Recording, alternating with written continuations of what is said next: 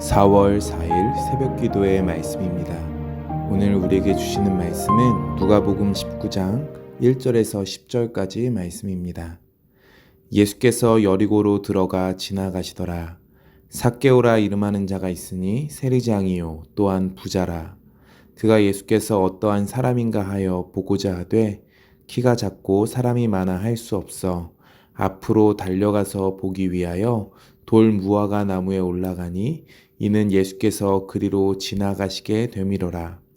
예수께서 그곳에 이르사 쳐다보시고 이르시되 삭개오야 속히 내려오라. 내가 오늘 내 집에 유하여야 하겠다 하시니 급히 내려와 즐거워하며 영접하거늘 뭇사람이 보고 수군거려 이르되 저가 죄인의 집에 유하러 들어갔도다 하더라. 삭개오가 서서 주께 여짜오되 주여 보시옵소서 내 소유의 절반을 가난한 자들에게 주겠사오며 만일 누구의 것을 속여 빼앗은 일이 있으면 내 갑절이나 갚겠나이다. 예수께서 이르시되 오늘 구원이 이 집에 이르렀으니 이 사람도 아브라함의 자손이미로다. 인자가 온 것은 잃어버린 자를 찾아 구원하려 함이니라. 아멘. 오늘은 우리가 너무 잘 알고 있는 삭개오가 변화된 말씀입니다. 우리는 지금 예수님을 통해서 변화된 삶을 살아가고 있습니까? 우리가 우리의 삶을 오늘 돌아보고 주님께로 우리의 삶의 방향과 목적이 바뀌어지는 은혜가 있는 귀한 시간 되기를 간절히 소망합니다. 삭개오에 대한 정보는 1절에서 3절에 나오고 있습니다. 여리고는 팔레스타인 지역에서 손에 꼽히는 부촌입니다. 상업활동이 굉장히 활발했기에 세금이 많이 거치는 곳이었습니다.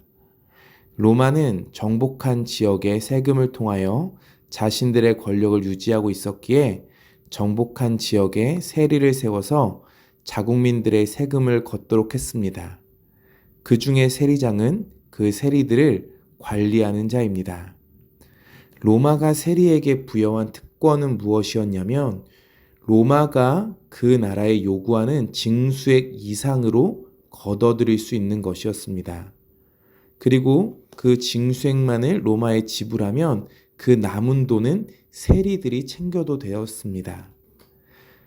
그렇기에 유대인들에게 있어서 세리들은 민족의 배신자, 민족의 피를 빨아먹는 자들입니다.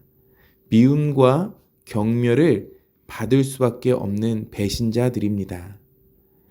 처음에는 많은 돈을 쉽게 벌 수 있기에 세리의 길을 선택했으나 그 결과는 어땠습니까?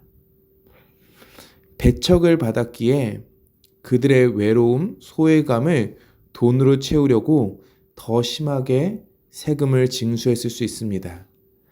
돈은 벌었지만 더 심한 외로움과 갈급함에 빠지는 결과를 낳았을 것입니다. 우리의 삶에 삭개오의 삶을 공감할 것이 있습니다.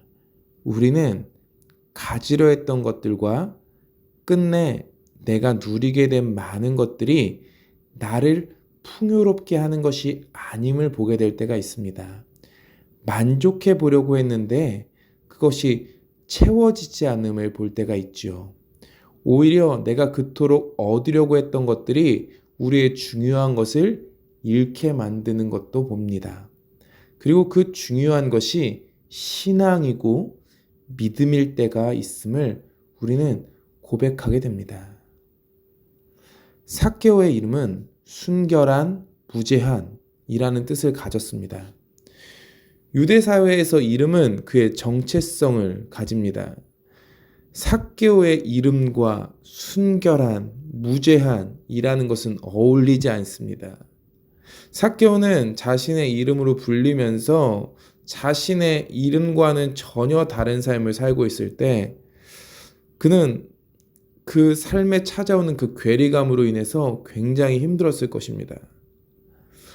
그런 그에게 예수님께서 오신다는 소식이 들립니다.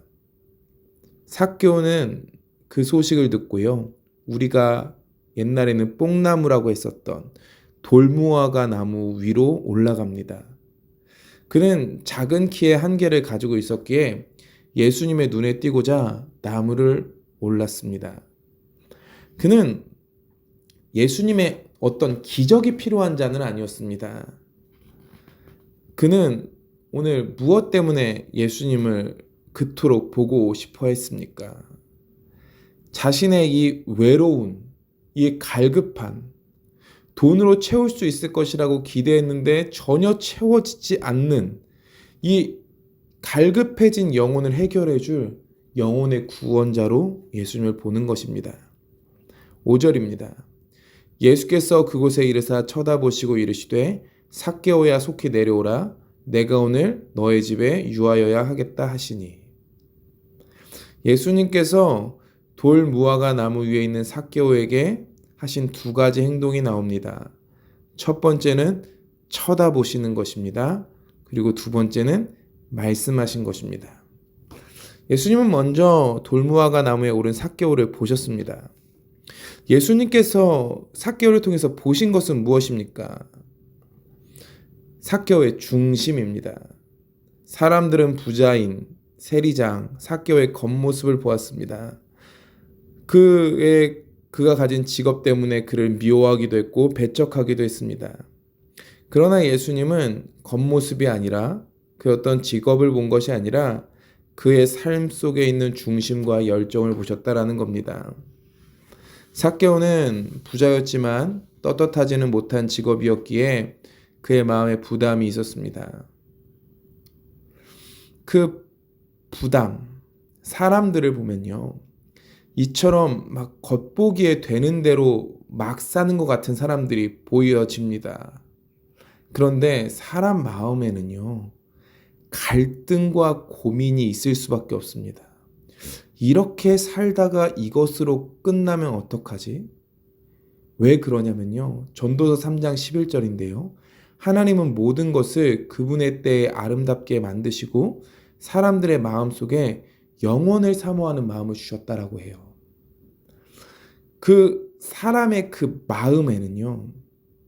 돈, 건강, 어떤 것으로 채워지지 않는 그것이 있습니다. 이것이 있기에 우리는 평생 고민하고 갈등할 수밖에 없게 우리는 지은 바 되었어요.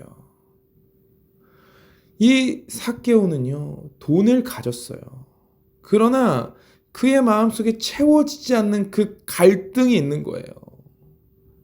그 공허함, 이 갈급함, 그것을 해결하고자 정말로 예수님, 모든 사람들을 이끌고 다니는 사람들에게 기적을 주시고 놀라운 것을 주시는 그 예수님을 찾아온 겁니다.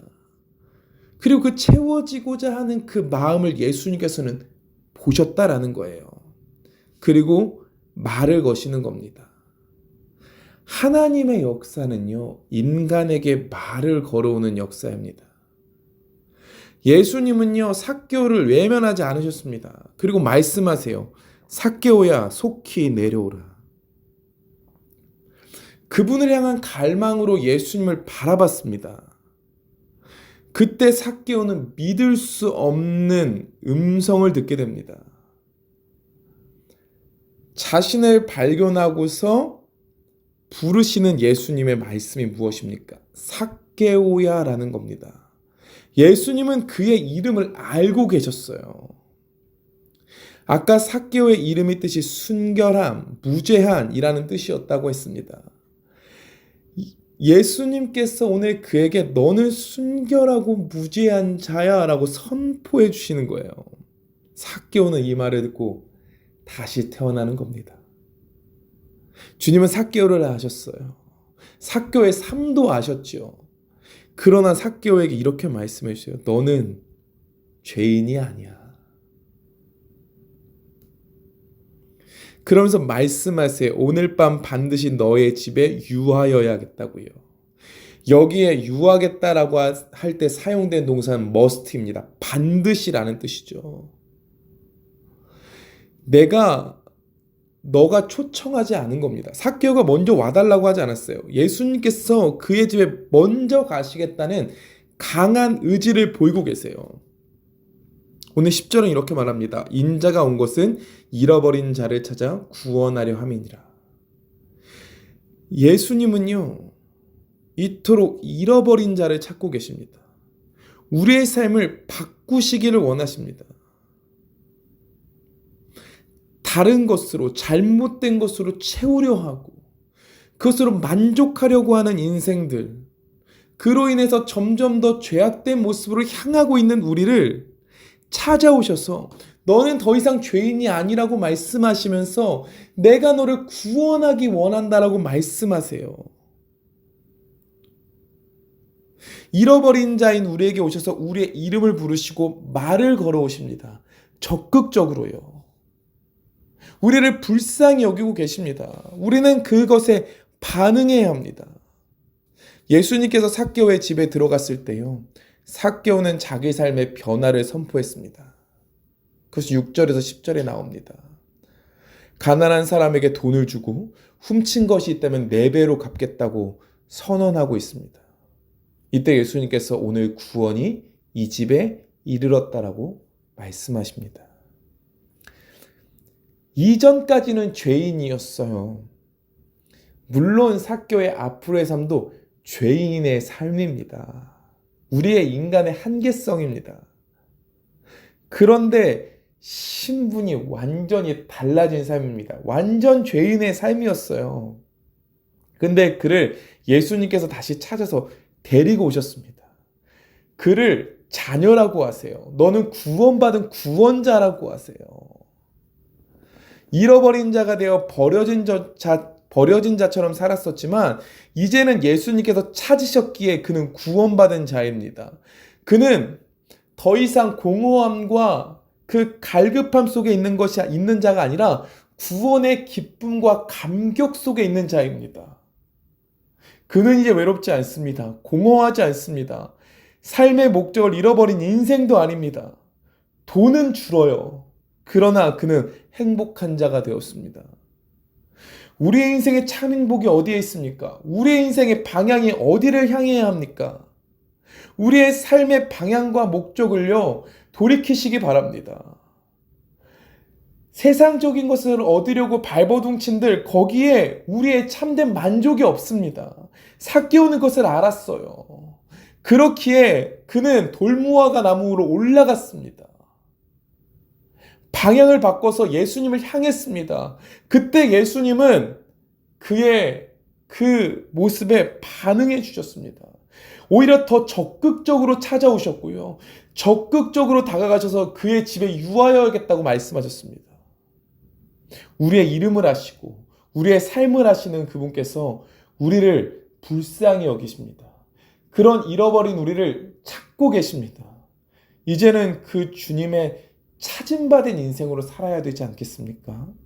우리의 인생에 참 만족을 주시는 예수님으로 구원의 기쁨과 감격 가운데 살아야 하지 않겠습니까? 우리의 삶의 방향과 목적을 돌이키십시오. 그리고 우리를 아시는, 우리를 찾으시는 예수님께 우리의 삶을 드리시길 바랍니다.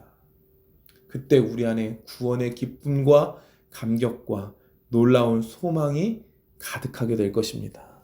이렇게 되어지시는 우리 태국 한인교회 모든 성도님들 되어지시기를 간절히 소망합니다. 기도하겠습니다. 하나님, 우리는 헛되고 헛된 것을 향해서 나아갈 때가 있습니다. 우리가 그것을 찾다가 우리의 신앙과 우리의 믿음을 놓쳐버릴 때가 너무 많이 있습니다. 주님, 우리가 주님으로 만족하는 인생, 주님으로 기쁨과 감격이 가득한 인생 되게 하여 주시옵소서. 주님을 우리의 삶의 우선으로 여기며 주님께서 원하시는 삶을 향해 나아가는 우리의 삶이 되게 하여 주시옵소서. 우리 안에 그런 참 기쁨과 참 행복을 주실 줄 믿습니다. 주님, 우리가 오늘도 이 시간 기도합니다.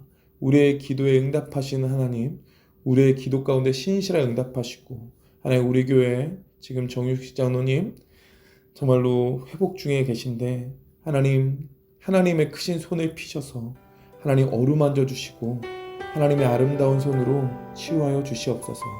모든 건에 함께 하시면 믿사오며 감사드리며 예수님의 이름으로 기도합니다. 아멘.